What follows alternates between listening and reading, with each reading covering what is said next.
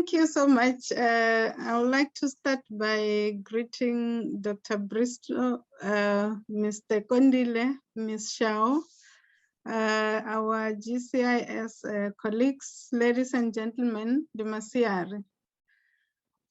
Perhaps my departure point should be hinged on one of the sons of the soil, Amilcar Cabral, who postulated that the return to the sources of no historical importance unless it brings not only real involvement in the struggle for independence, but also complete and absolute identification with the hopes of the masses of the people.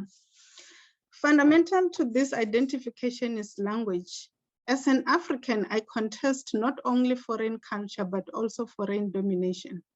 For centuries, intrinsic in this foreign domination has been the shunning of African languages as being inferior and also lacking in substance. As we celebrate the freedom that we have, we need to emancipate the African voice. We need to be constantly reminded that our indigenous languages are our source of identification and emancipation. Many people will argue that the 20th century has had a phenomenal impact in African politics. The regional politics not only came into fruition, but was also to a greater extent the primary agenda that seeks to correctly contextualize African challenges and African problems. I'm sure we have had African solutions for African problems so many times. And it is in this century that also great orators such as Ngugi wa Thiong'o attempted to decolonize our minds through highlighting the significance of indigenous languages in an African political space. I say attempt because we would not be talking about the significance of indigenous languages if we were fully decolonized. I'm excited that GCIS is hosting this webinar that focuses on languages as aspects of intangible heritage. The world's indigenous languages are under threat of disappearing, with other authors saying that one language is dying every 2 weeks and many more are at risk. Because of years of domination, many indigenous parents chose to teach and talk to their children in the dominant languages, and obviously in our case here, in English, in order to create ideal conditions for their social success, because the belief is that you need to be able to converse in English in order to succeed professionally and in other spheres. And since their mother tongue is often used by the older people, the grandparents at homes, you find that most indigenous children can no longer communicate with their grandparents. And I think it is indeed a sad day when I could not communicate with my grandparents. Just imagine what a loss. It is important, therefore, I want to argue that we preserve our languages, because language is an essential aspect of ensuring the continuation and transmission of our cultures, of our customs, and also of our history. Language, I want to argue, is inherently about people and their identities, because it is in language that we carry our ancestral languages. It is also in language that our conversations styles take shape. Language is also about our spirituality and traditions, and therefore you will understand why it is really important, because there are things that we cannot express in foreign languages. But I also believe that saving our indigenous languages is crucial to ensure the protection not only of our cultural identity and dignity as indigenous people, but also it is about the preservation of our expressions of art and also of beauty. We all know that there are teachings in the indigenous languages, our idioms, our proverbs, where there is just absolutely no English equivalent. We try to do that a lot, but you can see that as you translate, you use the essence of what you're trying to say, but the expression also becomes lost in translation. Another important aspect of note is that our indigenous languages are associated with the land. And I know we talk a lot about the land question in South Africa. And as I've indicated, they have deep spiritual significance. So it is through our own languages that we can maintain our connections with our ancestors.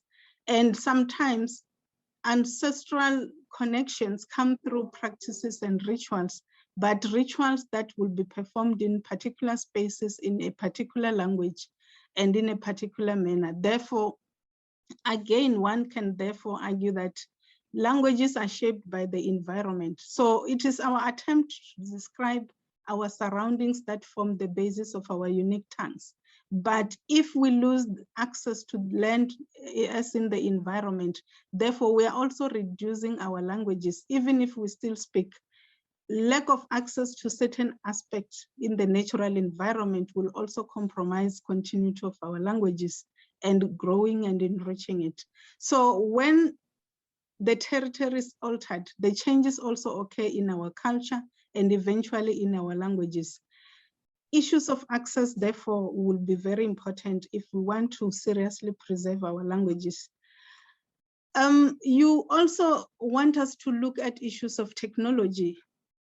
And I think there are various studies that have been conducted, and I'm sure other speakers will touch deeply on this one. The opportunities presented by using technology in preserving and protecting our mother tongues. Just to highlight maybe a few, where you see other people uploading videos or tutorials on the internet. I'm told that there are apps where you can translate in terms of your language into another language. But we also see many people now beginning to develop talking dictionaries and uploading them in the internet in an attempt to preserve, but to teach others of their own languages. So I think we can use this to our advantage. However, the main aspect is that in order to keep a language alive, it needs to be spoken. It is to be actively, if we want to really pass it down from future generations. I listened to Mr. Kondile's interview on Morning Live this morning in terms of how he grew up not speaking his mother tongue and how he took initiative to learn to a point that now he can write in his indigenous language. I think that is commendable. And also just to share a side note that when my son could not speak my mother tongue, and I had to take a conscious decision when he was in high school, because he was in private school, that he needs to learn his mother tongue. And I had to engage the school principals to say, as one of the subjects, my son must learn in Chivenda. And I had to take him at my own cost to a Mamelodi school so that one of the subjects that he did will be Chivenda. And I'm glad to say we did that. It was challenging, but successfully so. In his matric, one of his subjects as a first language was Chivenda. So if we're really committed to changing and preserving our languages, we can do it. I want to conclude by indicating that the end of apartheid heralded a watershed moment in the history of South Africa, where several initiatives were spearheaded by the main role players in the democratic dispensation, but in particular, the drive towards the emancipation of the African voice. And this is something that here at Freedom Park, we talk a lot about. But central to these initiatives, of course, is our constitution, and in particular, the Bill of Rights as the cornerstone that ensured that our democratic principles are observed. But importantly, enshrined in the Bill of Rights is the right of all South Africans to exercise their cultures and language freely and openly. However, we know that our languages are not going to develop themselves. The laws are there on paper, but we need to stand up and take personal responsibility so that we preserve our own languages. We need to speak our languages. We need to teach our children our vernacular languages. We need to write them and exploit technology for their development. And I believe that it is time that we take advice from Cabral when he says, let's return to the source.